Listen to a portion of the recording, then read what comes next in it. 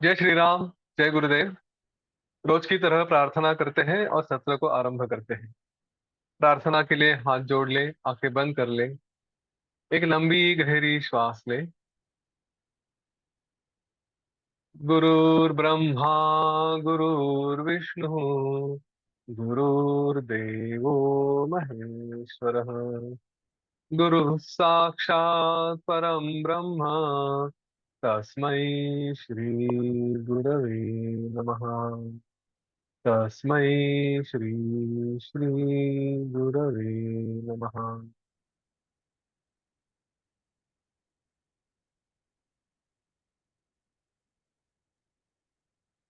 योग वासिष्ठ के इस 100वें सत्र तक हम यहाँ पर बने रहे।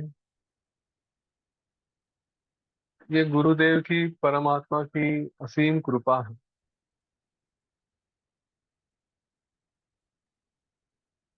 बिना किसी विघ्न के हम यहाँ पे पहुंचे। भगवान श्री गणेश की यह कृपा रहे, हम ऐसे ही आगे बढ़ते रहे, ज्ञान प्राप्त करते रहे। इसलिए हम गुरुदेव से और भगवान श्री गणेश से प्रार्थना करते हैं। हम भी ज्ञान लेते रहे और इस ज्ञान का प्रसार करते रहे। जितने लोगों को हम जोड़ सके उन्हें जोड़ेंगे, उनके जीवन में भी ये सुंदर ज्ञान आए।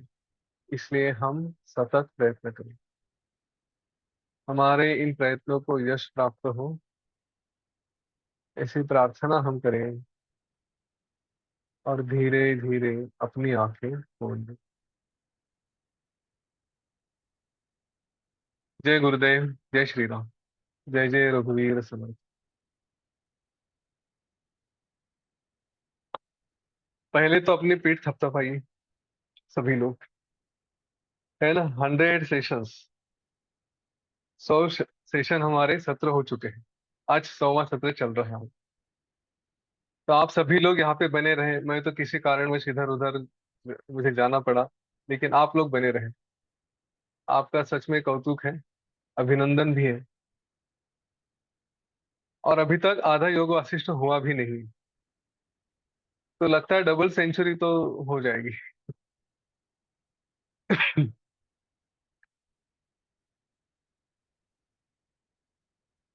धन्यवाद, सबका अभिनंदन।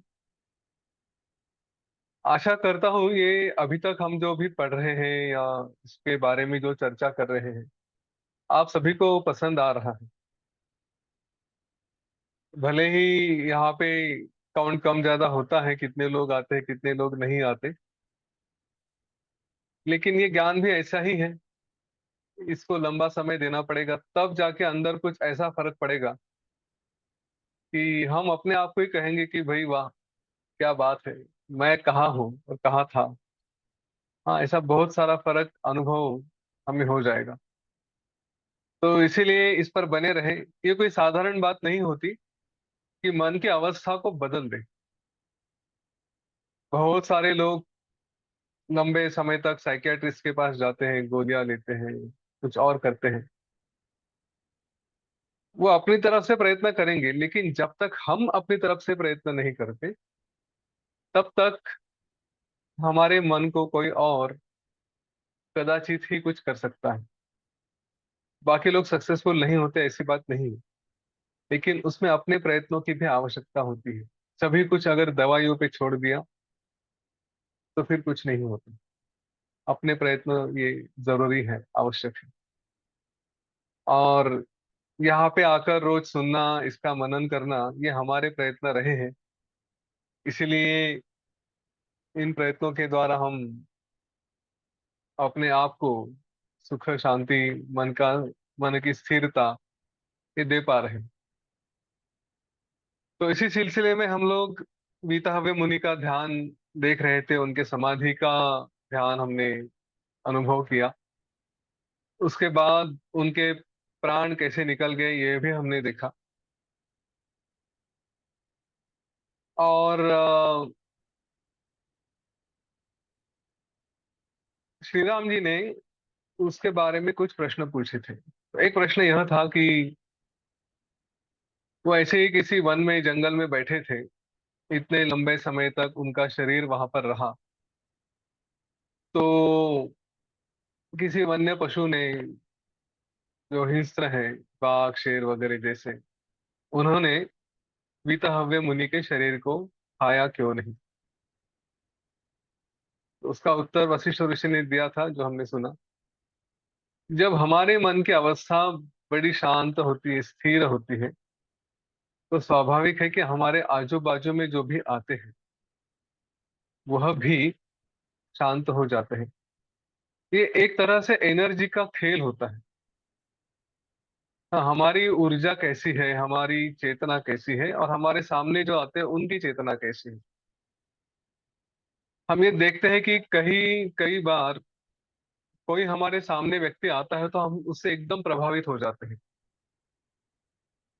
तो उसकी ऊर्जा कैसी है, उसका स्वभाव कैसे है, उसकी चेतना कैसी है, उसका प्रभाव हम पर पड़ता है। हमारी चेतना का है, हमारी ऊर्जा का प्रभाव सामने वाले पर पड़ता है। कहीं फैमिली फंक्शन रहा, सब लोग ऐसे ही डल से आराम से एक दूसरे से बातें करते हुए बैठे हैं। अचानक कोई प्रवेश कर ले जाता है, कोई एंट्री करता है, और उसका उत्साह इतना जबरदस्त होता है कि सब लोग में एकदम ऐसे उत्साह आ जाता है। तो अपने आप को उस सकारात्मक दृष्टि से देखें। कभी कभी कोई निगेटिव वाले भी आ जाते हैं जो सबका मूड खराब कर जाते हैं। तो इस बात से सावध रहना कि हमारे आजू बाजू में जो कोई है, उनका, उनकी जो आभा है, जिसको ऑरा कहा जा सकता है इंग्लिश में, तो उसमें हम अपने आप को ना फंसाएं, बल्कि उनको अपने आभा में फंसा लें। कई बार हम उनके ऊपर ऐसे ही बह जाते हैं, वो कुछ तो कहते हैं और उसके ऊपर बैठ के हम चले जाते हैं, तो उनके ही साथ उनके जैसे ही हो जाते हैं। तो बड़ा सावध रहे, हमेशा अपने मन को इस बात की तरफ सतर्क रखना कि आजू बाजू के लोग क्या कर रहे हैं, किस तरफ जा रहे हैं, और मुझे किस तरफ लेकर जाना है। तो हम वो नेता लीडर बने, और हम लोगों को उनका मन, उनका चित्त, उनकी शक्ति इस सकारात्मक दिशा में लेकर जाने के लिए प्रयत्न करें। ये हिंस्र पशु की कहानी के द्वारा वशिष्ठ ऋषि ने बड़ा ये सुंदर उपदेश किया था। उसके बाद फिर श्री राम जी का और एक प्रश्न था। वो प्रश्न था कि कथम क्लिन्नान भूतले, मतलब वीतहव्य मुनि का शरीर भूमि में रहा, ऐसे ही पड़ा रहा, और फिर वहां पे वो सड़ क्यों नहीं गया, खराब क्यों नहीं हुआ। इसका उत्तर वशिष्ठ ऋषि ने दिया। सर्वत्र विद्यते संवित् काष्ठ लोष्ठोपलादिके, सत्ता सामान्य रूपेण संस्थिता मूक बालवत्। सर्वत्र विद्यते संवित्, काष्ठ लोष्ठ उपलादिके, ये सब जो कुछ है उसमें, मतलब मिट्टी का ढेला हो या लकड़ी हो या कहीं पर भी हो, हर जगह एक मूक छोटा सा बालक जैसे होता है जो बोलता नहीं, उसके जैसा ही ये संवित रहती है। ये चेतना सब में है, पत्थर रहे, मिट्टी रहे, पेड़ रहे, लकड़ी रहे, सब में है। तो शरीर में भी वो होती है। हाँ, ये शरीर में रहने वाली चेतना, ये अलग अलग तरह के परिणाम दिखा सकती है। ये चपल भी होती है, मतलब इसके द्वारा हम कार्य भी करते हैं। अभी बीता हुए के बारे में क्या था कि उनमें जो चेतना थी, उसमें वो एकदम समाधि का अभ्यास और तत्व ज्ञान, मतलब ज्ञान के द्वारा वो एकदम स्थिर जैसे हो गई थी। हमारी चेतना ये चंचल रहेगी, हमारी जो संवित है वो थोड़ी एक्टिव रहेगी, काम करती रहेगी, लेकिन उनकी जो संवित थी, उनकी जो चेतना थी, वो एकदम स्थिर हो गई थी। और इसीलिए उनके शरीर को, जो शरीर में ये सारे जो हम पंच महाभूत कहते हैं, पृथ्वी जल वायु तेज, हाँ, इनके द्वारा उनके मुनि के शरीर को सारे विकारों से शून्य बनाया गया, क्योंकि ये सभी के सभी स्थिर हो गए थे, इसलिए वह विकृत नहीं हुआ। इस बात को समझिए कि अगर चेतना नहीं रही, और उसका दूसरा उदाहरण बाद में वशिष्ठ ऋषि बताते हैं कि प्राणों के द्वारा भी अगर प्राण स्थिर कर दिए गए तो भी परिणाम नहीं होता, वो हम बाद में देखेंगे। लेकिन अंदर अगर चेतना ही पूरी तरह से स्थिर है, कुछ कर नहीं रही, तो शरीर में कुछ चंचलता नहीं रही, तो एक ये जो शरीर है, इसको जैसे मृत शरीर के साथ कंपेयर नहीं किया जाना चाहिए। जो मृत शरीर में सब चला जाता है, इसमें चेतना है लेकिन स्थिर है। तो उसके कारण शरीर जीवित भी रहा, और कहा तो मृत भी रहा, क्योंकि उसके ऊपर कोई परिणाम नहीं होने वाला था। ऐसा दृष्टि से स्थिर था, इसलिए वो विकृत नहीं हुआ। अब दूसरा भी प्रकार बताते हैं। अन्यस्य शृणु में राम स्पंदो नाशस्य कारणम विकारः स च चित्तोत्थो वात जो वा जगत जगत स्थितो। वात मतलब जो प्राण है, वायु है, उसके बारे में बता रहे हैं कि ये जगत के लिए वो भी कारण होता है। हाँ, ये श्री राम जी, दूसरी युक्ति भी मुझसे सुन लीजिए कि स्पंदन, स्पंदो नाशस्य कारण, हमारे शरीर में जो स्पंद होता है वही नाश का कारण होता है। मतलब हमारा शरीर ये धीरे धीरे धीरे धीरे बढ़ता है और फिर खराब भी होते जाता है। तो और इसका और सूक्ष्म विचार किया जाए, जो यहाँ पे नहीं दिया लेकिन हमने अभी तक जो समझा है, कि स्पंदन मतलब क्या, शरीर में कुछ स्पंदन हो गया, प्राण स्पंद हो गया तो चित्त चलने लगता है, चित्त चलने लगा तो ये जो पराव्याधि है, ये सब कुछ दिखाई देने लगता है। बस वो आ जाती है और उसके पीछे हम फंस जाते हैं, है ना। फिर उसके द्वारा विचार, विचार के द्वारा फिर भावनाएं, फिर ऐसे करते करते करते करते हम पता नहीं कहाँ चले जाते। इसलिए ये वाक्य बड़ा महत्वपूर्ण है, स्पंदन ही नाश में कारण है। और ये स्पंद किससे आता है? चित्त से आता है या वात से आता है, मतलब शरीर में जो प्राण है उसके द्वारा। तो इसलिए स्पंद को विकार कहा गया है। हाँ, बात समझ में आ रही है कि चित्त चंचल हो गया तो बस शरीर में कुछ न कुछ हलचल शुरू हो गई, या प्राण अगर चलने लगे तो भी ये चले वातम चले चित्तम, ऐसा कहा गया है ना, दोनों में से एक चला तो दूसरा चलने लगता है। तो बस शरीर में वो स्पंद हो जाता है, जो वाइब्रेशंस हो जाते हैं, और उसके कारण फिर जो होना है, भावनाएं बढ़ेगी, ये होगा वो होगा, रोग भी हो सकता है। प्राणानाम प्राणनम स्पंदः तत्शान्तौ ते दृशत समः यतः स्थिता धारणया तेना अनुष्टास्य सातनुः। उसी के कारण यह शरीर क्या होता है? नष्ट या अनुष्ट होता है। प्राणन वृत्ति मतलब ये स्पंदन वृत्ति ही प्राण वायु का स्पंद है। जो हमारे शरीर में अलग अलग तरह के प्राण वायु है, वो क्यों चलते हैं? तो ये वृत्ति है उसकी। फिर राघव, वीतहव्य के शरीर में ये प्राण वगैरह के जो स्पंद है वो शांत हो गए थे, प्राण की वृत्ति शांत हो गई थी, इसलिए उनके प्राण भी पत्थर के जैसे स्थित थे। हमने वीतहव्य की कहानी में ये देखा था कि उनके प्राण ये स्थिर हो गए थे, वो कहीं वायु का चंचल वगैरह होना सब रुक गया था। अभी ऐसे होने के बाद उनका शरीर ये नष्ट नहीं हुआ। क्यों नहीं नष्ट हुआ? क्योंकि स्पंद नहीं रहा। स्वायाभ्यंतरे स्पंद चित्त जो वातजो अथवा न यस्य विद्यते तस्य दूरस्थो प्रकृति क्षयो। जिस ज्ञानी के हाथ, पैर तथा प्राण आदि से युक्त शरीर में, इस शरीर में ये स्पंद नहीं रहता। कौन सा स्पंद? जो चित्त से जन्मा होता है या वात के कारण होता है, ये स्पंद नहीं रहता। उसके शरीर में वृद्धि तथा क्षय ऐसे विकार उत्पन्न नहीं होते। उसका शरीर बढ़ता भी नहीं है और घटता भी नहीं है। संशांते देह प्रस्पंदे चित्तवातमये तथा धातवो मैरवं स्थैर्यं यान्ति संस्तंभितात्मकः तथा च दृश्यते लोके स्पंद शांतो दृढ़ा स्थितिः दारुणामिव धीराणां शवांगानाम चोपता।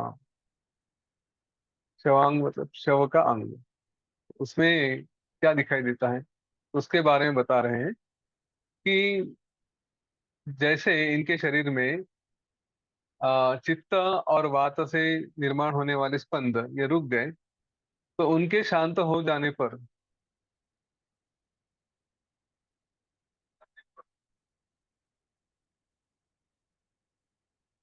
त्वचा और बाकी जो शरीर के अंग हैं, सारे धातु, वो भी अपना चंचल स्वरूप उनका छूट गया। और वो एकदम स्थित हो गए। ऐसे कहते हैं कि मेरू पर्वत के जैसे वो दृढ़ स्थिरता उन्होंने धारण कर ली। त्वचा भी स्थिर हो जाती है। इसलिए प्राण स्पंद के शांत हो जाने पर, जैसे लकड़ी जैसा शरीर होता है, उसमें दृढ़ स्थिति होती है। और मुर्दे में भी, जिसमें भी प्राण स्पंद रुक जाते हैं, उसमें भी मतलब डेड बॉडी में भी ऐसी कंपन शून्यता लोक में देखी जाती है। तो दोनों में फर्क कुछ नहीं रहता, लेकिन चेतना है और चेतना नहीं है, इतना ही फर्क रह जाता है। किसी योगी को अगर सोते हुए देखा, और अगर वो अपनी सब सब कुछ छोड़ के किसी दूसरी दुनिया में रहे ना, तो शरीर एकदम सख्त हो जाता है, ऐसा कहते हैं। हाँ, इसको समझे। तो इस युक्ति से हजारों वर्षों तक योगियों के शरीर इस लोक में ना तो वो गीले होते हैं, ना ही किसी शिला के जैसे धीरे धीरे गल जाते हैं। प्राण स्पंद, इसका इम्पोर्टेंस अगर हम देखें अपने लिए, तो प्राणायाम का महत्व समझ में आएगा।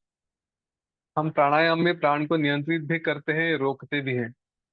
बहुत ज्यादा रोकने का अभ्यास ना करें कि अरे चलो बताया गया प्राण रोके तो बस अभी क्षय भी नहीं होता, बढ़ता भी नहीं, ऐसा बताया गया है तो थोड़ा जल्दी जल्दी और यंग हो जाए।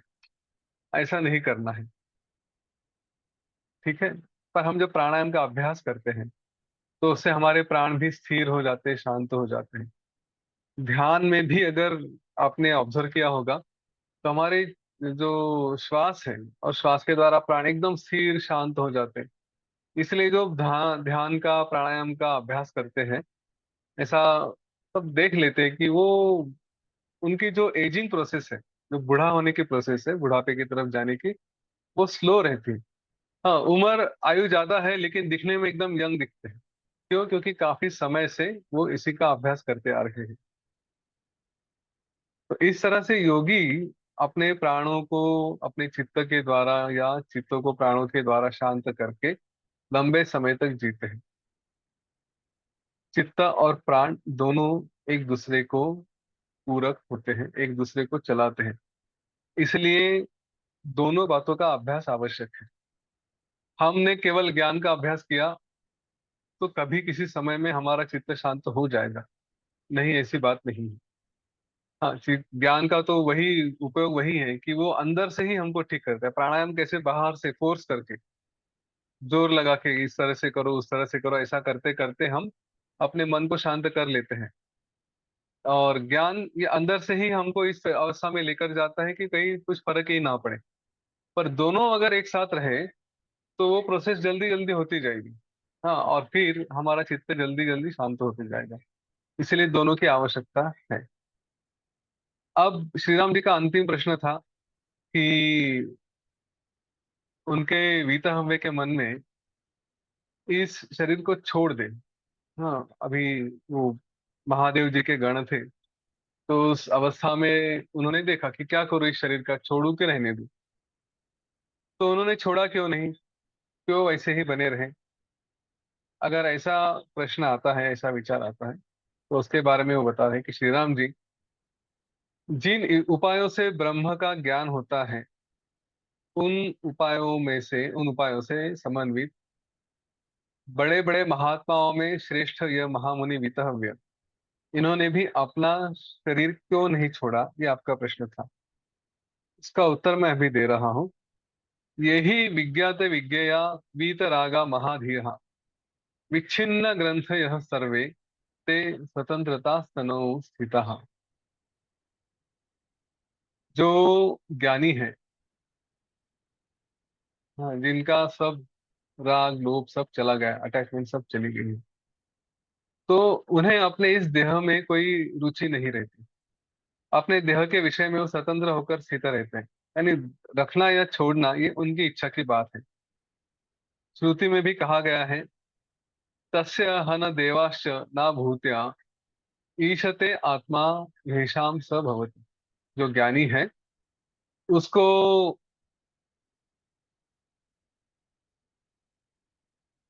इस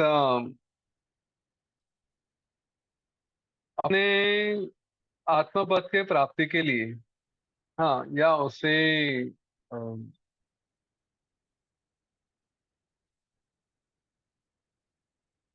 क्या कहें, जो आत्मा भाव है उसके प्राप्ति के लिए उसको कुछ ये सबकी आवश्यकता नहीं होती, वो देवताओं के आत्मस्वरूप हो जाता है। तो इसलिए इस शरीर को रखे कि नहीं रखे ये केवल उनकी इच्छा, मतलब है नहीं है, उससे कोई विशेष फर्क नहीं पड़ता। अब ये स्वतंत्रता कैसी है, तो ये स्वतंत्रता मतलब कोई निर्णय लेने के लिए है, ऐसी बात नहीं है।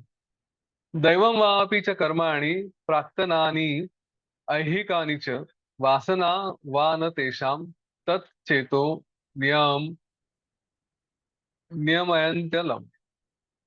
मतलब क्या कि नियमन्ति अलम ऐसा कहा गया है।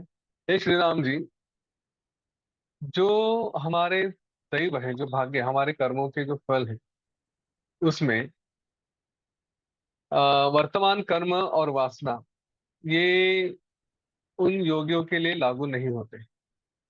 ठीक है। तो वो उनको ये तय करने में कोई काम में नहीं आते कि मेरी पहले के कुछ कर्म है, कुछ वासना है, उनके लिए मुझे अभी कर्म का उपभोग करना, या मेरा प्रारब्ध बाकी है, ऐसी कोई भावना उनके लिए लागू नहीं होती। वो उस अवस्था में रहते ही नहीं।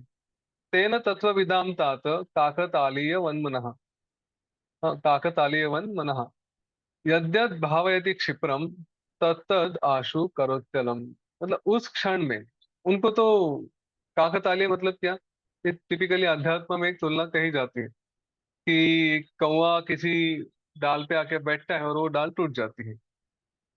तो वो ना न्याय यहाँ पे कहा गया है। तो उसमें ये जो ज्ञानी होते हैं, इनकी अंतःकरण की अवस्था कैसे होती है, अकस्मात अकस्मात उस क्षण में ऐसा लगे कि हाँ जीवन जीव तो ठीक है, जी लेंगे। हाँ, उसके लिए कि या फिर मरण की भावना है तो ठीक है, शरीर छोड़ देंगे। उन्हें उतना विचार करने की भी आवश्यकता नहीं होती, ऐसा करूं वैसा करूं, जो भावना अंदर से आएगी वही आएगी। इस भावना से ही काकतालीय योगेन वीत हव्यस संविदा सांप्रतम जीविदम बुद्धम तदेव आशु स्थिरीकृतम। बस इसी न्याय से वीतहव्य के संवित ने उस समय विचार किया कि चलो, या भावना आ गई कि जीने की भावना की, और वो उसी में स्थिर हो गए। इसको इंट्यूशन कहना ठीक नहीं होगा, लेकिन ये उसके जैसी भावना है कि जो हमारे अंदर से अचानक से आती है जब हम शांत मन में होते हैं। इस भावना में रहकर जीना ये थोड़ा चैलेंजिंग होता है, क्योंकि किसी ने कुछ प्रश्न पूछा और अंदर से आवाज आ गई ये बोल दो, और बोल दिया, और फिर बाद में उसका जस्टिफिकेशन दिया कि मेरी संवित ने बोला था, मैं भी ज्ञानी हूँ, अंदर से आवाज आई ये करो तो कर दिया, ऐसे बोल दिया। हाँ। तो कई बार ये सही हो सकता है, लेकिन मैटर थोड़ा रिस्की है, क्योंकि हमारी अवस्था क्या है, हमारे संस्कार क्या है, इसके बारे में हमें कोई गारंटी नहीं होती। और सामने वाले ने अगर सच में हमारी बात मान ली और कुछ उल्टा सीधा हो गया, तो हमको तो बोल ही देगा ना कि बिना सोचे समझे बोल दिया करके।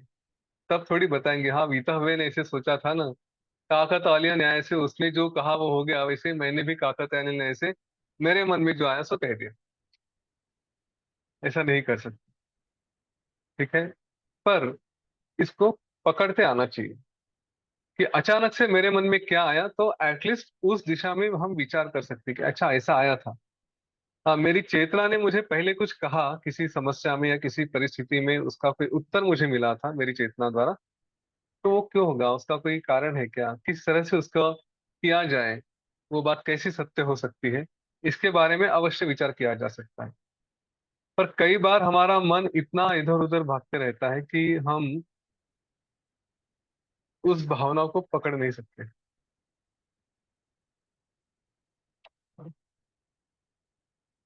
बीता हुए के मन में विचार आया इस शरीर का क्या करें, अचानक से उत्तर आ गया कि रहने दो इसको, मरना नहीं है, अभी कंटिन्यू करो बस, इसलिए चलेगा।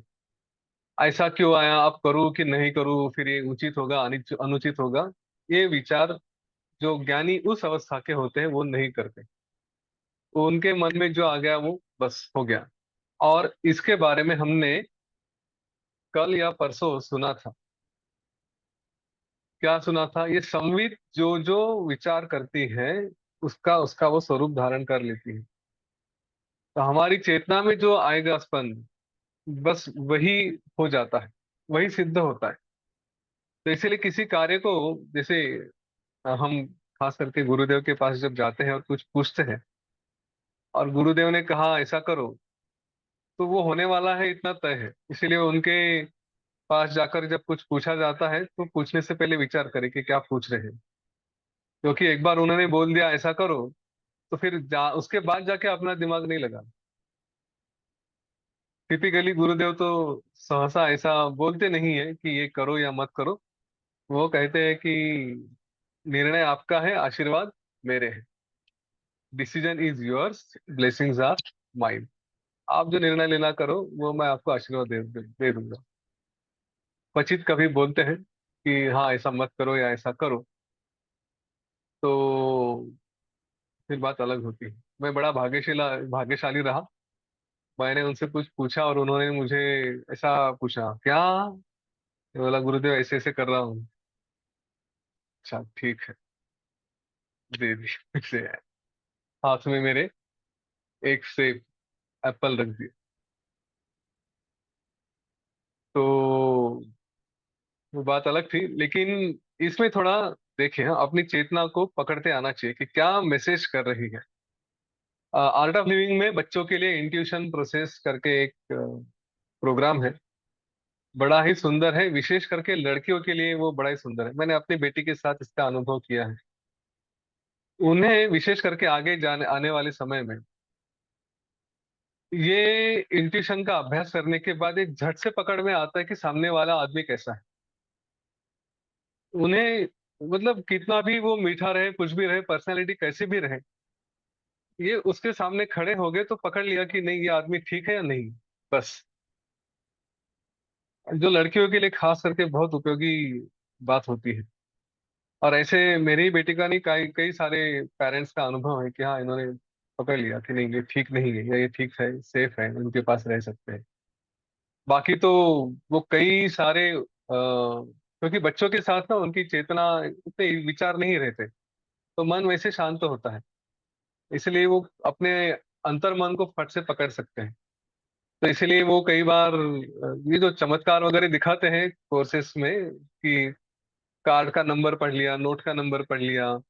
हाँ, जो आंखें बंद करके फिर क्या है क्या नहीं सब दिखा सकते हैं, आपके क्रेडिट कार्ड का नंबर आपको बता देंगे वगैरह वगैरह।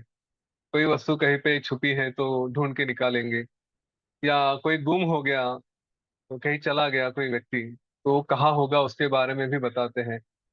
तो ऐसे सब कुछ होता है। लेकिन वो अगर विचार किया जाए तो वो काफी सारा चेतना का खेल है, और उनमें वो कई बार सही होते हैं। मेरे बच्चों ने तो मुझे बड़ा सताया था इस बारे में। वो टीवी देखने लगते थे, मुझे लगता था थोड़ा कंट्रोल करूँ, तो रिमोट को मैं छुपा के रख देता था कहीं इधर उधर छज्जे पे वगैरह। ये आके देखते थे रिमोट नहीं है, आंखें बंद कर ली, इंट्यूशन लगाया हाँ उधर है करके, जाकर रिमोट लेकर आ गए, ऐसा होता था।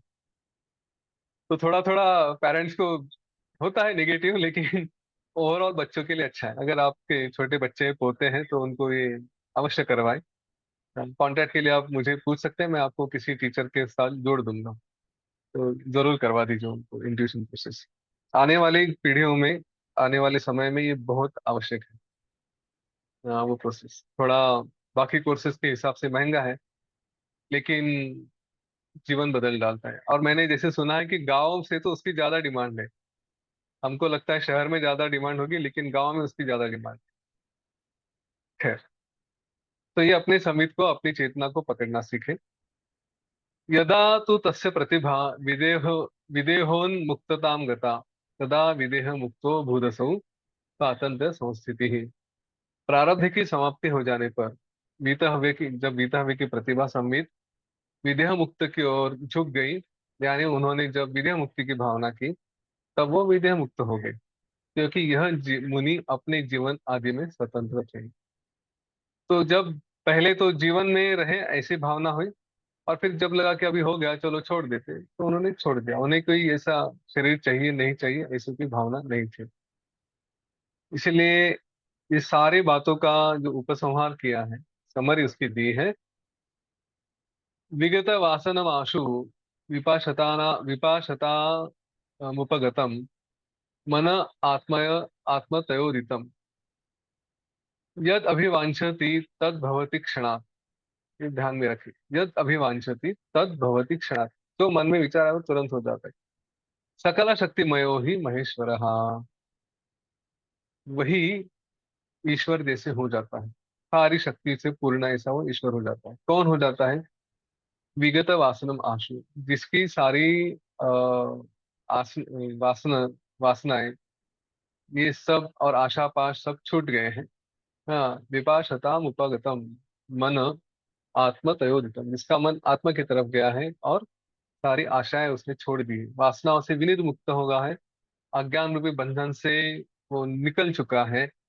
और ऐसे अंतःकरण, जैसे वीतहव्य का था, ये परमार्थिक पारमार्थिक आत्मभाव से भरा हुआ है। तो इसीलिए वह महेश्वर ही हुए थे, ऐसा कहते हैं। और इसीलिए वो जो चाहते थे वह उसी समय हो जाता था। ये महेश्वर हम भी हो सकते हैं, प्रोवाइडेड हमने ये क्वालिफिकेशन ले ली, हमारे मन में वासना से शून्य रहे।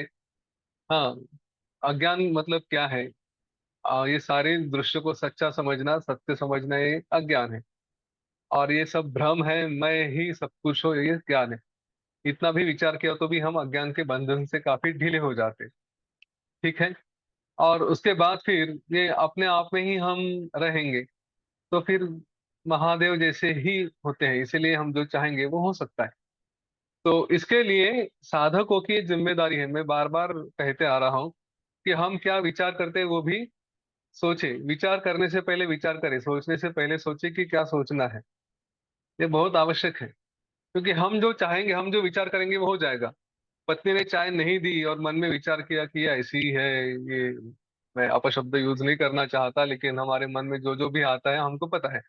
या पति ने सब्जी लाकर नहीं दी, किराना लाकर नहीं दिया, तो हम जो भी मन में बोलते हैं, तो वो जो भी है ना, ये ऐसी है वैसी है, ये करेंगी वो करेंगी, तो बराबर वैसे हो जाएंगे।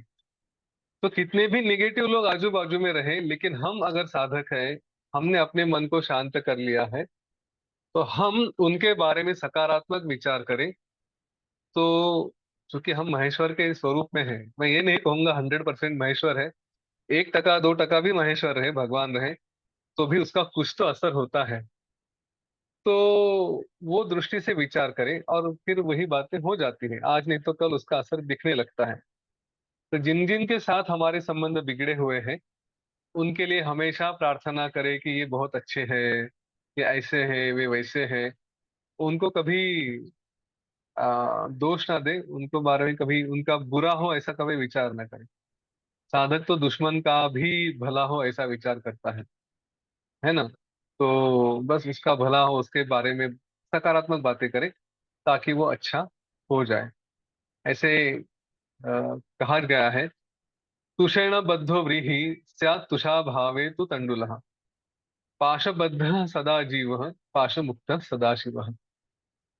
तुषेण बद्धो व्रीहि, ये जो चावल होता है ना, तो उसके ऊपर अगर छिलका रहा तो उसको क्या कहते हैं? धान कहते हैं। शायद तुषा अभाव है, उसका अभाव हो गया तो फिर क्या कहते हैं? तो धान का जो कवर है, छिलका निकल गया तो शुद्ध चावल कहा जाता है ना, तंडुल कहा जाता है। वैसे ही पाशबद्ध सदा जीव, जो अज्ञान में बंधा हुआ है उसको जीव कहते हैं, और जो पाश मुक्त है वो क्या है? पाश मुक्त सदाशिव, वो सदाशिव कहा जाता है, चेतन शुद्ध कहा जाता है। इसके बाद फिर ऐसे चित्त का वर्णन वशिष्ठ ऋषि ने किया है। वशिष्ठ ऋषि ने कहा गीता के बारे में,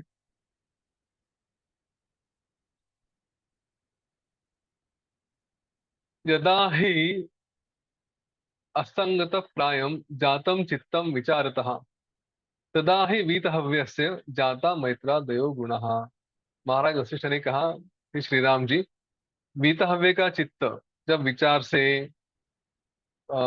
शून्य हो गया था और उसमें कोई भास नहीं रहा था, तब उसमें मैत्री ऐसे गुणों का आविर्भाव हो गया, मतलब उसमें मैत्री वगैरह जैसे गुण आ गए। ये जो सब मैत्री, मुदिता, करुणा, ये सारे जो गुण है ना, जो पतंजलि योग सूत्र में दिए हैं, वो उनका ही वर्णन होता है कि ये सारे गुण उनमें आ गए। अभी श्री राम जी ने बड़ा इंटरेस्टिंग प्रश्न पूछा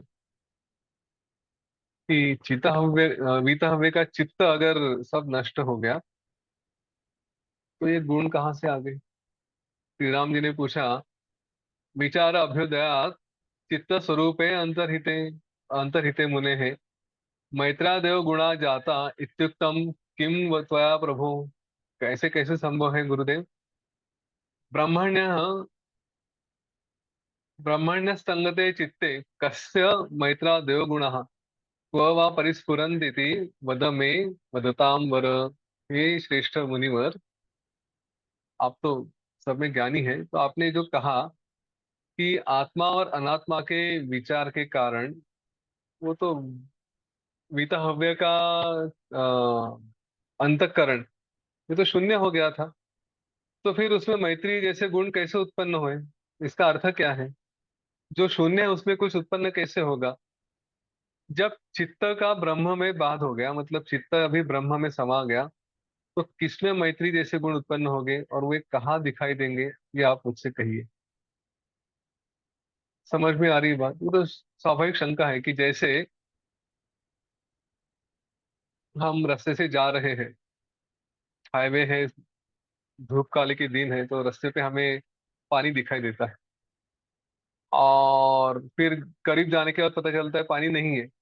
अब किसी ने कहा कि मैंने उस पानी में नहा लिया या हाथ पैर धो लिए, तो उस बात का कैसे विश्वास होगा। है ना, वैसे ही ये बात है कि जिसका चित्त ही नहीं रहा उसमें गुण कैसे आ जाएंगे। किस परिस्थिति में ये शंका होती है कि जिसका बाध हुआ है उसमें मैत्री आदि गुण उत्पन्न हुए। हाँ, तो ये दोनों संभव नहीं है, क्योंकि जो शून्य है उसमें कुछ होगा नहीं। और अगर आप कहेंगे कि ये तो ब्रह्म हो गया था, तो उस ब्रह्म में मैत्री वगैरह जैसे गुण आ गए, तो ब्रह्म में तो कुछ हो नहीं सकता। वो तो सारे विचारों से शून्य है, सारे भावनाओं से शून्य है। तो फिर ये गुण कहाँ में किसमें आ गए। इस पर वशिष्ठ ऋषि ने कहा, दो तरह के चित्त नाश कहे गए हैं। क्योंकि इसकी भूमिका क्या थी, जिस चित्त का नाश हुआ है उसमें गुण कैसे आएंगे। द्विविध चित्त नाशोस्ति स्वरूपो व अरूपो एवच, जीवन मुक्त स्वरूप स्याद रूपो दे स्याद रूप देह मुक्ति। तो जो स्यात् अरूपो अदेह मुक्ति या देह मुक्ति, मतलब कि जीवन मुक्त का जो चित्त है उसका स्वरूप नाश कहा गया है, और जो जीवन जो विदेह मुक्त है उसका अरूप नाश ऐसे कहा गया है। दो तरह के विनाश का चित्त का प्रकार कहा गया है, एक है स्वरूप विनाश और दूसरा है अरूप विनाश। जैसे इसका उदाहरण देखा जाए तो किसी स्फटिक में, या कोई जैसे आईना देखिए रिफ्लेक्ट करते हैं, तो उसमें हमारा प्रतिबिंब पड़ा, तो हम देखते हैं कि मैं भी और वो भी हूँ, ऐसे दो हमें दिखाई देता है ना, अपने से अलग कुछ दिखाई देता है।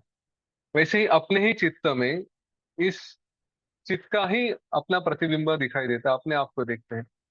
तो इसीलिए उसका अगर नाश कर दिया गया तो कहते हैं कि स्वरूप नाश हो गया।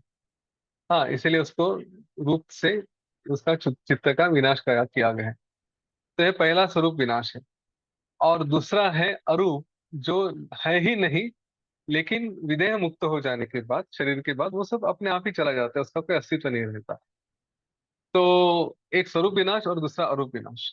पहला जीवन मुक्त होने से जाता है, दूसरा विदेह मुक्त से हो जाता है। चित्त सत्य है दुखाय चित्त नाश सुखाय तु, चित्त सताम चित्त सत्ताम यक्षयम नीत्वा चित्तम नाशम उपानयेत। इस संसार में चित्त का अस्तित्व दुख का कारण है। चित्त सत्य है दुखाय दुखाय चित्त नाश है सुखाय तु। चित्त का नाश मतलब सुख है, चित्त का होना ये दुख है। इसलिए पहले चित्त के अस्तित्व का ही विनाश करे, और फिर जो अस्तित्व का मतलब कि चित्त के होने का विनाश करे, उसके बाद चित्त का विनाश कर दे। इसमें क्या अंतर हो गया कि पहले चित्त के अस्तित्व का, कि हाँ चित्त का होना होता है, उसी का नाश कर दे, तो अपने आप वो जो चित्त है उसका भी नाश हो जाएगा। जिसका एग्जिस्टेंस को हम चैलेंज करेंगे, उसको चैलेंज करने के बाद जो है वो अपने आप चला जाएगा, क्योंकि जो इसका अस्तित्व हम नहीं हो सकता ऐसे मानने के बाद वो है, ये बात नहीं रहती। थोड़ा विषय कठिन हो सकता है, लेकिन अगर हम, कोई बच्चा आके बोलता है कि मैंने भूत देखा है, और उसको हम कहेंगे और इसलिए वो भूत से डर रहा है, तो हमने अगर कहा एक तरह से कि जाओ जाके देखते हैं वहां पे कोई भूत नहीं है, तो भूत चला गया। लेकिन बिना जाए अगर हमने उसको बता दिया कि भूत नाम की कोई बात ही नहीं होती, हाँ ऐसा कुछ होता ही नहीं है, तुम्हें कुछ भास हुआ होगा लेकिन वास्तव में कुछ भूत वगैरह होता नहीं है, तो फिर कहीं जाकर देखने के बाद वो तो रहेगा ही नहीं। तो हमने पहले क्या किया है कि उसका अस्तित्व है उसको चैलेंज किया कि ऐसे होता ही नहीं है कुछ, तो उसके बाद अपने आप वो चला जाता है। वैसे ही चित्त के अस्तित्व को चैलेंज किया, तो एक बार वो गया तो अपने आप से उसका चित्त का भी विनाश हो जाता है। तब किस तरह की चित्त सत्ता है, चित्त सत्ता होती है? तामसे ही वासना जाल ही व्याप्तम यद जन्म कारणम विद्यमानम मनोविद्धि तत् दुखा एव केवलम। ये दुख केवल देने वाली जो तामस वृत्ति है, वासना जाल में है, उसी से जो फंसा हुआ है, जो जन्म के कारण है, हाँ ऐसा यह मन, यही एक विद्यमान है। विद्यमानम मनोविद्धि, ये मन है, विद्यमान है, किसका है, कैसे है? तो जिसका बाध नहीं हुआ है, जो अज्ञान से उत्पन्न है, वासनाओं में व्याप्त है, जो जन्म का कारण है, वही मन है। और वही मन केवल दुख का कारण है, तद दुखा एव केवलम। अभी हमारे जो भी कर्म है, ठीक है, उसके द्वारा हम, ये शरीर, ये सब इंद्रिय, ये विषय जो कुछ भी है, तो इसमें ये मेरे हैं ऐसी हमारी प्रेम की भावना होती है, हम उसमें फंस जाते हैं। और इसलिए फिर यह जीव उसका अभिमान कर लेता है कि मेरा शरीर, मेरे वस्तु, मेरे नाते भाई, नाते रिश्ते वगैरह ये सब। और इसलिए वो आत्म तत्व को न जानते हुए अत्यंत दुख हो जाता है। इसी को, उसी चित्त को जीव कहा जाता है कि वो दुखग्रस्त हो गया। विद्यमान मनो यावत तावत दुख क्षय कुतः। जब तक ये मन है तब तक दुख का नाश, दुख तावत दुख क्षय कुतः, तब तक दुख का नाश कैसे हो सकता है? नहीं होगा। मनस्य तद अंगे जंतो हो संसार अस्तम उपागतः। जब मन, ये उसका नाश हो जाता है, तब प्राणी का संसार भी नष्ट हो जाता है। हे श्री रामचंद्र जी, इस अज्ञानी जीव में वासना रूपी अंकुर के समूहों से, ये दृढ़ता पूर्वक ये मन, यही दुख का मूल कारण है। हाँ, ये दुख नाम का जो वृक्ष है, उसका मूल कारण क्या है? तो ये मन है। इसके बारे में बाद में जाके पूरा लंबा चैप्टर है कि ये सबका, इसका मूल क्या है, उसका मूल क्या है, उसका बीज क्या है, उसका बीज क्या है, ऐसा श्री राम जी ने पूछा है। और वो बड़े ही सुंदर विश्लेषण किया है उसका, लेकिन वो हम सोमवार से देखेंगे। पर अभी इसके बारे में जो बात कर रहे हैं कि इस वृक्ष का मूल क्या है, तो ये मन ही है, ये दुख के वृक्ष का मूल है, ये आप जान लीजिए। और ये मन से ही इसके सारे अंकुर उत्पन्न होते हैं। नष्टम, श्री राम जी ने पूछा फिर, अच्छा ऐसा है तो इसको नष्ट कैसे होगा? नष्टम कस्य मनो ब्रह्मन नष्टम व कीदृशम भवेत्। कीदृशश्चास्य चास्य नाशः स्यात् सत्ता नाशस्य कीदृशी। हे ब्रह्मन, किस महात्मा का मन विनष्ट हुआ है? मतलब ये कैसे नष्ट होता है? हाँ, किसके बारे में कहा जा सकता है कि इसका मन नष्ट हुआ है? यह नष्ट हुआ मन फिर कैसे रहेगा, उसका स्वरूप कैसे होगा, चित्त का नाश कैसे किया जाता है, और फिर जिसका मन नष्ट हुआ है, नाश हुआ है, वो व्यवहार कैसे करेगा, उसका व्यवहार का लक्षण कैसे होगा? किस तरह से कहा, अगर हम कहें कि इसका मन चला गया है, कोई महात्मा है, इसका मन ही नहीं है, तो फिर वो कार्य कैसे करेगा? इस पर वशिष्ठ ऋषि ने कहा, हे श्री राम जी, मैंने आपको पहले ही तामस से ही वासना जाल ही, मतलब कि तामस वृत्ति वासना जालों में फंसने के कारण सत्ता चित्त कैसे होता है वो मैंने आपको बताया है। अब इसके विनाश को कैसे किया जाता है, इसका विनाश कैसे किया जाता है, उसको आप सुनिए। सुख दुख दशाधीरम साम्यान्न प्रोद्धरन्ति यम निश्वास इव शैलेंद्रम चित्तम तस्य मृदम विदु। अभी ये सब उनके लक्षण बता रहे हैं कि किसका चित्त नष्ट कहा जा सकता है। जैसे हमने अपना जोर से नाक से श्वास छोड़ दिए से ऐसे किया, तो क्या पर्वत को हम हिला सकते हैं? नहीं हिला सकते। तो वैसे ही जिनकी सुख दुख के बारे में, हाँ, सुख दुख दशा धीरम साम्यान्न प्रोद्भनन्ति यम। आज जो कुछ भी है, सुख दुख का सारा विचार उसमें से जो स्थिर हो चुके हैं, जो उनके बारे में सभी एक ही जैसा विचार करते हैं। हमने इसका उदाहरण क्या देखा है, जो आएगा वो गुरु प्रसाद आएगा। तो हमारे लिए जो ज्ञानी है, उसके लिए ना सुख है ना दुख है, सभी कुछ एक ही है, गुरु का प्रसाद ही है। इस दृष्टि से जो देखते हैं, तो वो अपने आप में ही आनंद में रहेगा, वो वहां से विचलित नहीं होता। उसे कहते हैं कि उसका चित्त नष्ट हुआ है। तो हम अपने आप को देखें, अगर नहीं है तो ये लक्षण लेकर आने का प्रयत्न करें। हमारा चित्त नष्ट हुआ है कि नहीं, ये कैसे देखें? तो ये लक्षण बताए गए हैं, अगर नहीं है तो लेकर आने का प्रयत्न करें। जीवन में कभी सुख दुख, सुख को तो हम नकारते नहीं, कोई दुख आता है तो कहे गुरुदेव का प्रसाद है, बस जैसा आया ऐसे ही निगल जाना है। फिर दूसरा लक्षण बताते हैं, अयम सोहम अयम नाहम इति चिंता नरोत्तमम खर्वी करोति यम नान्तर नष्टम तस्य मनोविदुः। जो व्यक्ति जिसमें ये शरीर ही मैं हूँ, हाँ, या इससे अतिरिक्त सब मैं नहीं हूँ, ये इस तरह की तुच्छ भावना जिसके अंदर नहीं आती, उसी के चित्त को नष्ट है, ऐसा कहा जाता है।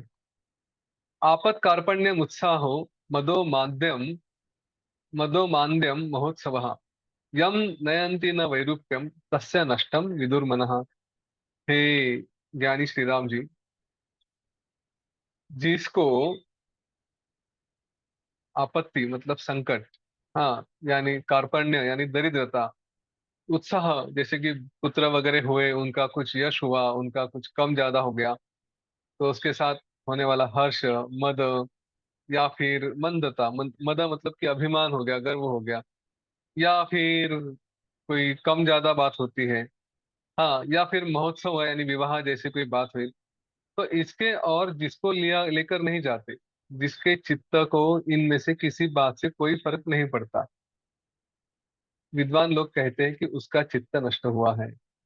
ये बातें जैसे हमारे पारिवारिक संबंधों के बारे में यहाँ पे कही गई है।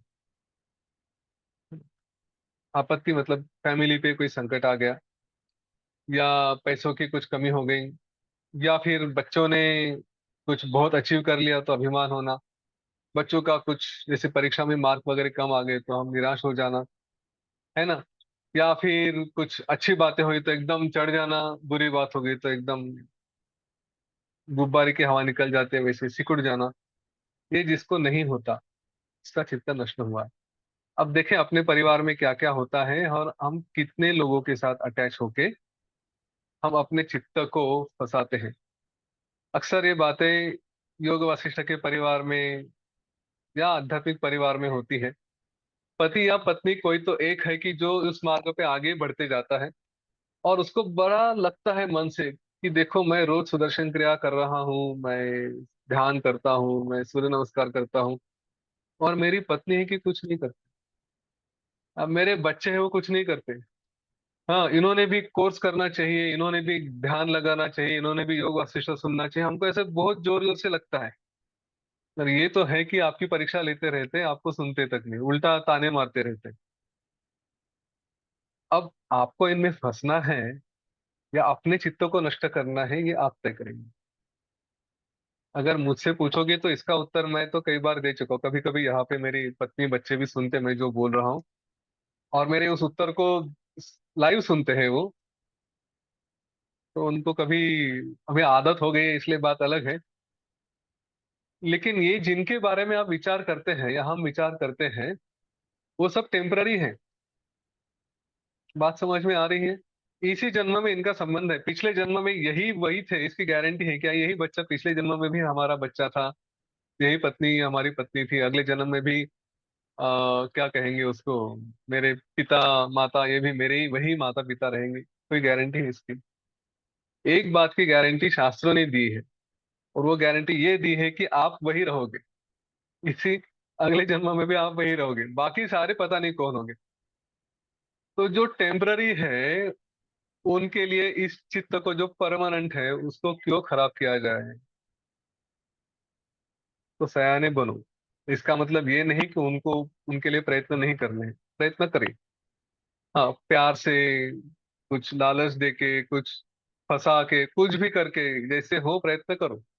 क्योंकि निर्वाण प्रकरण में इन संबंधों के बारे बारे में बड़ी सुंदर कथा है। चुड़ाला और शिखिध्वज की। चुड़ाला नाम की जो पत्नी थी, उसने अपने पति को किस तरह से क्या क्या नाटक करके उसको आत्मा ज्ञान की प्राप्ति कराई, बड़ी सुंदर कथा है। लेकिन उसमें अपना संयम नहीं खोया। उसमें दोनों बातें की। एक तरफ दिखा है कि कितने प्रयत्न किए, क्या क्या नाटक नहीं किया, लेकिन दूसरी तरफ उतना ही संयम ही रखा। हाँ, ये दोनों सुंदर बातें वहां पे दिखाई देगी, सुनाई देगी आपको, अब जब हम उस प्रकरण में जाएंगे, निर्वाण प्रकरण में। निर्वाण पूर्वार्ध की मेरे ख्याल से अंतिम भाग में वो कथा आती है। अभी अपने चित्त के ऊपर हमें ध्यान देना है, ये हमारी प्रायोरिटी है। इनके लिए हम प्रयत्न करें, लेकिन कितना प्रयत्न करें कि जैसे हम मन से ये वो करें, अपने पॉजिटिविटी रखें। नहीं कर रहे तो ये कभी करेंगे नहीं, ऐसे ही है, वैसे ही है, राक्षसी है, ऐसे नहीं कहना है। ओके, क्या कहें कि हाँ ठीक है, आज पॉजिटिव भाषा कैसे हो कि ठीक है कल कर लेंगे, हाँ परसों करेंगे। इस तरह से बताओ, आज नहीं कल करेंगे, कभी ना कभी करेंगे ही करेंगे, मुझे यकीन है। सकारात्मक वातावरण अपने मन में रखे, पूरी आशा रखे, तो वो करने की संभावना है। थोड़ी देर पहले ही मैंने बताया था, अगर हम महेश्वर है, अगर हम शिवरूप है, सदाशिव है, और हमने कह दिया कि ऐसे ही जीवन में कभी नहीं करेंगे, तो भूल जाओ, वो करेंगे तो वो करेंगे भी नहीं, आपको भी तकलीफ देंगे, और आप भी पूरे जीवन भर उनके लिए जलते रहेंगे। तो बेटर है कि हाँ, करेंगे करेंगे करके अपने मन में आशा रखें और आनंदित रहें। करेंगे नहीं करेंगे उनका भाग्य, उनके कर्म। हम तो आसानी से निकल जाएं। और हमने सकारात्मकता रखी तो संभव है कि वो करेंगे भी। तो आपको क्या चाहिए, करना है ना, अपने चित्त को सकारात्मक रखें। ठीक है, ये दोनों बातों को ध्यान में रखना है, अटैच भी नहीं होना है, लेकिन सकारात्मकता भी रखना है। वशिष्ठ ऋषि ने कहा, हे साधु, इस लोक में यही चित्त का विनाश है, और इसी नष्ट चित्त, इसे, इसी को नष्ट चित्त भी कहते हैं। क्या है कि जो चित्त का नाश हुआ है, उसको कहते हैं कि हाँ ये नाश हुआ चित्त है। मतलब फिर भी कह रहे चित्त है, लेकिन कैसा है, नाश हुआ चित्त है। यही जीवन मुक्त की दशा होती है। हे राघव, उस चित्त का विनाश है। हाँ, कहा गया, हाँ, उस सत्स्वभाव चित्त विनाश का, जिसको हमने कहा कि नाश होगा है, वही जीवन मुक्त का स्वभाव है। और इसी ने, इसी के लिए किसी लोगों ने जो थोड़े अज्ञानी है, या उन्होंने देखा है कि हाँ ये कुछ व्यवहार कर रहा है, तो इसीलिए उसको चित्त ये नाम रखा है। बाकी ये केवल नष्ट हुआ चित्त है। जीवन मुक्त के मन में शुभ गुणों से संपन्न, हाँ, मैत्री जैसे शुभ गुण वगैरह है, ये आते हैं, लेकिन वो उत्तम वासनाओं से युक्त और पुनर्जन्म से शून्य होते हैं। तो ऐसे नष्ट हुए चित्त में ये सब गुण अपने आप रहते हैं। व्याप्तम वासनया यत्स्यात् भूयो जनन मुक्तया जीवन मुक्त मनः सत्ता राम तत्सत्वम उच्यते। हे श्री राम जी, कि जो अम, पुनर्जन्म से, पुनर्जन्म के जन्म से मुक्त है, और जिसकी वासना कैसी है, ब्रह्मा जैसी वासना है, ब्रह्माकार से वासना से भरा हुआ है, वही सत्व नाम से यहाँ पे जाना जाता है। और आपके जो प्रश्न था कि ये कैसे नाश होता है चित्त का, उसका उत्तर मैंने अभी आपको दिया। यही जीवन मुक्त का स्वरूप होता है। इनका मन कहीं विषयों में न रहने से इसका स्वरूप मनोनाश है। हाँ, मतलब ये मन है, लेकिन जीवन मुक्त होने के कारण किसी भी बात में नहीं फंसते, इसलिए मन है, लेकिन उसका नाश हो चुका है। अब ये स्वरूप नाश इसलिए कहा गया कि ये पहले, हाँ, अभी इसी में फिर इसलिए मैत्री वगैरह सब ये गुण भी आ सकते हैं। और इसके बाद ये जीवन मुक्त, ये अतिशय प्रसन्न स्थिति में सदा सभी गुणों के साथ रहते हैं। अब अरूप मनोदर्शन, अरूप मनोनाश, ये क्या होता है कि जो हम विदेह मुक्ति के बारे में कहते हैं। अरूपस्तु मनोनाशो यो मयोक्तो रघुद्वः विदेह मुक्त एवासु विद्यते निष्कलात्मक। हे श्री राम जी, मैंने आपको पहले जो अरूप मनोनाश के बारे में कहा है, वह विदेह मुक्त का है, और उसमें किसी विकारों का कोई संबंध नहीं आता।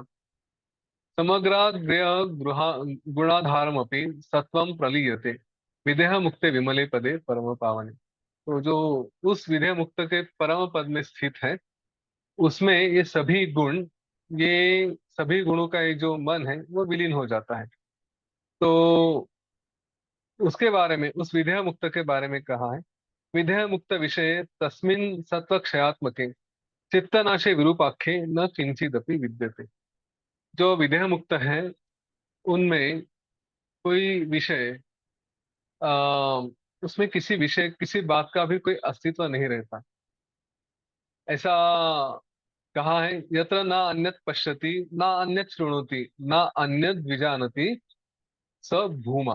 हाँ, मतलब वो भूमा मतलब क्या, कि वो सब ज्ञानी, सबके परे हो चुका है। कौन है? ना अन्यत पश्यति, किसी को देखता नहीं, किसी को सुनता नहीं, ना मतलब कोई दिखाई देता है, ना सुनाई देता है, ना कोई ज्ञात होता है। तो इसीलिए ये जो ज्ञानी है, जो विदेह मुक्त है, उसको कोई कोई भावना नहीं होती। न गुणा न अगुणास्तत्र न श्रीर न अश्रीर न लोलता न चोदयो न अस्तमयो न हर्षामर्ष संविधा। तो उस अवस्था में गुण भी नहीं है, अवगुण भी नहीं। न मैत्री जैसे गुण है या गुणों का अभाव है, हाँ, ऐसी कोई स्थिति भी नहीं है। न मनोदोष है, न गुण की समृद्धि है, न गुण का अभाव है, न चपलता है, न उदय है, न हस्त है, न हर्ष है, न अमर्ष है। कुछ नहीं है, वो केवल अपने भाव में स्थित है। न तेजो न तमः किंचिन न, न संध्या न दिन रात्रयः, न दिनो न च वा आकाशो न आधो न अनर्थ रूपता। वहां पे न तेज है, न अंधार है, न संध्या है, न दिन है, न रात है, न आकाश है, न नीचा प्रदेश है, न कोई अनर्थ रूप है। वो ऐसी अवस्था है। न वासना न रचना नेहा निहे न रंजना, न सत्ता, न सत्ता न अपि वा असत्ता, न च साध्यम ही तत्पदम।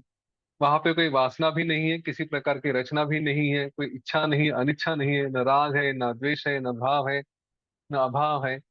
कोई बात नहीं, केवल जो है सो है। ये ही पारम गता बुद्धे संसारा चरणस्य चरणस्य च तेषां तदा स्पंदम स्वारम पवना नामा विवाम्बरम। जिस प्रकार वायु ये आकाश में स्थित है, वैसे ही यह विशाल पद, यह परम पद, ये उन लोगों का स्थान है जो संसार के कारण चित्त और उसके द्वारा जो कुछ भ्रमण होता है उसके परे हो गए। जो लोग संसार में, संसार के जो चित्त है और उसके कारण होने वाला जो भी परिणाम होते हैं उसके परे है, उनके लिए वो परम पद कहा है। और इसका अंत में वर्णन किया है, सभी दुखों से विनिर्मुक्त, त्रिविध दुख से विनिर्मुक्त। त्रिविध दुख मतलब कौन से हैं? आधि आधिदैविक और आध्यात्मिक। ये तीन दुख इनसे मुक्त है। स्वयं चैतन्य रूप होते हुए वो सुप्त उसमें है, सुप्त पुरुष जैसे है, लेकिन सारी क्रियाओं से शून्य है, ब्रह्मानंद से परिपूर्ण है, रज तम से रहित है। उस पद में वो महात्मा एकदम स्थिर रहते हैं। वो चित्त का अंश भी नहीं होता, विदेह मुक्त होते हैं, और आकाश के जैसे वो हो जाते हैं। ये जो विदेह मुक्त है उनका वर्णन किया गया है। एक बात ध्यान में रखें, सत्र समाप्त करते करते, जीवन मुक्त ही विदेह मुक्त हो सकता है, ऐसा मेरा विचार है। अगर जीवन मुक्त नहीं रहे तो विदेह मुक्त की बात छोड़ देनी पड़ेगी। क्योंकि जीवन मुक्त नहीं रहे तो फिर से बंद है। तो फिर ऐसा अगर विचार है कि मरने के बाद मुक्ति मिलेगी, तो मुक्ति मरने के पहले अगर होती है तो बाद में मिल सकेगी, वरना नहीं मिलेगी, ऐसा मेरा प्रामाणिक विचार है। वास्तव में क्या है वो मैंने उसका विचार नहीं किया, लेकिन शास्त्रों में जो कहा गया उसका इंटरप्रिटेशन, उसका जो मेरा, मैंने जो उसका भावार्थ निकाला है वो यही है। इसीलिए मुक्त होने का प्रयत्न करें इसी जीवन में। बाद में पता नहीं क्या क्या हो सकता है। तो इंद्रिय नाश के ये सारे जो मार्ग बताए गए हैं, सारांश यही है, वासनाओं में फंसे नहीं, किसी में भी फंसे नहीं, अपना पराया के चक्कर में पड़े नहीं। सब कोई पराये है, हम केवल उनके लिए अपने कर्तव्य की भूमिका निभाएंगे। तो सबके लिए अपना प्रेम, अपना कर्तव्य, अपनी कंपैशन ये रखें, उसको अनुकंपा रखें, और अपने आप में शांत रहे, अपने आप को फोकस करें। ये करते करते सर्वश्रेष्ठ बनने का प्रयत्न करें। जैसे श्री राम जी थे, श्री कृष्ण थे, शंकराचार्य थे, गुरुदेव थे, सब जो भी रहे हैं, अनेक संत रहे, ज्ञानेश्वर रहे, तुकाराम महाराज रहे, इनके जैसे बनने का प्रयत्न करें। श्रेष्ठ बने, लेकिन विदाउट एनी अटैचमेंट। ठीक है। तो आज यहाँ पे रुकते हैं, अगले 2 दिन देखिए अपने चित्त का नाश कर सकते हैं या नहीं कर सकते। हाँ, कैसा अनुभव होता है। थोड़ा तो हो जाना चाहिए, चलो देखते हैं बाकी सब हो या ना हो। चलो, तो किसी को कुछ कहना है, कुछ पूछना है तो बात कर सकते हैं।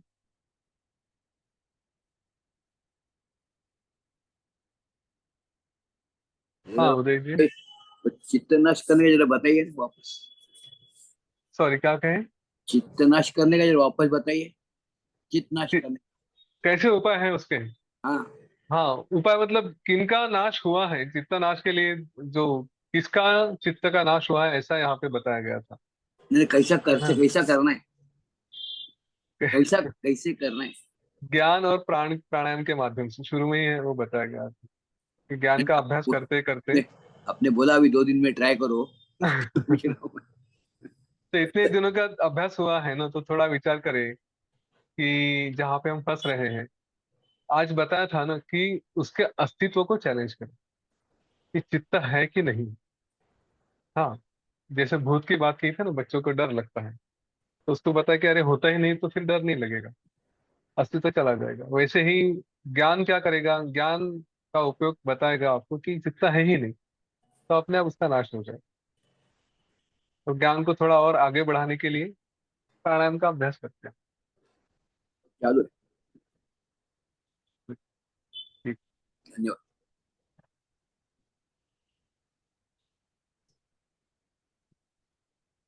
और कोई?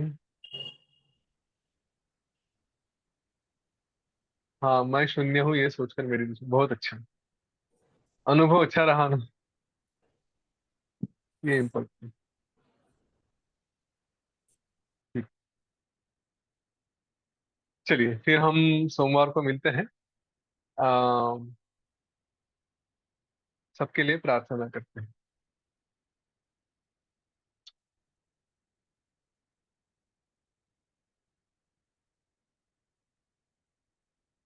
प्रार्थना के लिए लंबी गहरी श्वास लें। लोका समस्ता सुखिनो भवन्तु।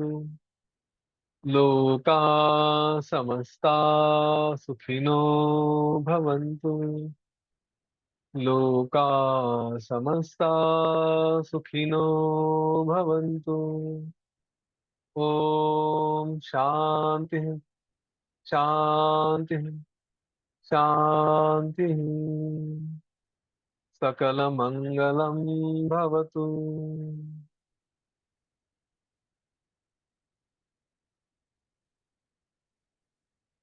जय गुरुदेव।